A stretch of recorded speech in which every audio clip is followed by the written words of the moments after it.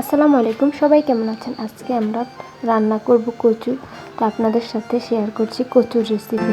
তো প্রথমে কচুর উপর থেকে বাকলগুলো ফেলে এক এক করে কচুগুলোকে আমি পাতলা পাতলা করে কেটে নিয়েছি। ভিডিওর মধ্যে দেখতে পাচ্ছেন। পরবর্তী কচুগুলো একসাথে কেটে নিচ্ছি।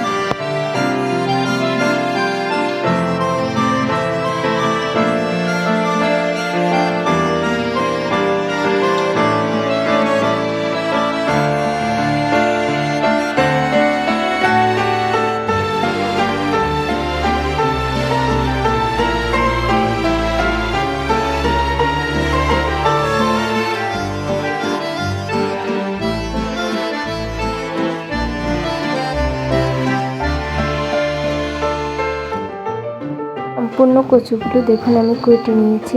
তো এগুলোকে এখন খুব ভালো করে ধুয়ে নিব। কচুর সাথে যে পাতা ছিল আমি সেগুলোও নিয়েছি। এখানে বুটের ডাল সিদ্ধ করে নিয়েছি আগে থেকে।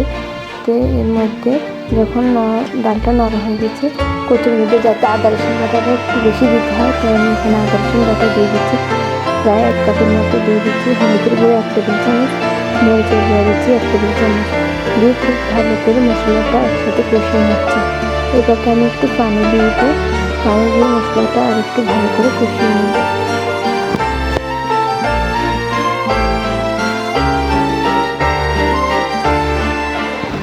মশলাটা একদম কষানো হয়ে গেছে। এই পর্যায়ে আমি এক এক করে কচুগুলো দিয়ে দিব।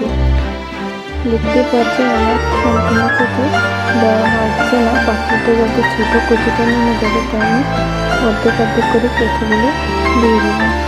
এটা যখন একটু নরম হয়ে যাবে, এই পর্যায়ে নেমে যাবে, তো পরবর্তী কচুগুলো আমি এসে দিয়ে দেবো পাতিলে। তো সম্পূর্ণ কচু দিয়ে ফিরে আসছি আবার।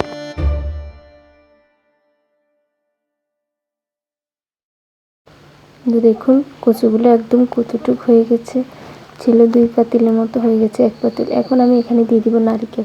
আমি এখানে যাতে ডাল দিয়েছি তাই নারকেলটাকে ব্লেন্ডার করে নারকেলের যে দুধ ওইটাই কচুর মধ্যে দিয়ে দিচ্ছি। আমি এখানে 1 মালার মতো নারকেল দিয়েছি, পুরো 1 মালা নারকেল এখানে ব্লেন্ড করে দুধটা দিয়ে দিচ্ছি। খুব ভালো করে মিশিয়ে নিচ্ছি। এই পর্যায়ে নারকেল আর দুধ এখানে আমি দিব কচুর সাথে চিংড়ি মাছ। চিংড়ি মাছ দিয়ে কচু রান্না কার কার কাছে কেমন লাগে অবশ্যই কমেন্টে জানাবেন। তো যদি ইলিশ মাছের মাথা দিয়েও আমরা কচু রান্না করি আর চিংড়ি মাছ দিই। তো দেখুন আমি এখানে পর্যাপ্ত পরিমাণ পানি দিয়েছি আর চিংড়ি মাছগুলো খুব ভালো করে কুটে বেছে নিয়েছি। এবার যে উপর থেকে চিংড়ি মাছগুলো দিয়ে এবার রান্না করে নিচ্ছি। রান্না করার জন্য আমি 20 মিনিটের মতো চুলাতে রেখেছি, আর বেশি রাখবো না। তো দেখুন 20 মিনিট পরে আমি কচু রান্না একদম ক্লিয়ার হয়ে গেছে। এই পর্যায়ে আমি কচুগুলো নামিয়ে নিচ্ছি। এখন এর মধ্যে দিতে হবে ফোড়নের মধ্যে আমি দিয়ে দিচ্ছি পরিমাণ মতো তেল। তেলটা আমি প্রায় 1/2 কাপের মতো দিয়েছি। এখানে দিয়েছি কিছু পেঁয়াজ কুচি আর দিয়েছি রসুন কুচি। আমরা এখানে গ্রামের ভাষায় এটাকে ফোড়ন বলি। তো যে কোনো তরকারির মধ্যে ফোড়ন দিলে ভীষণ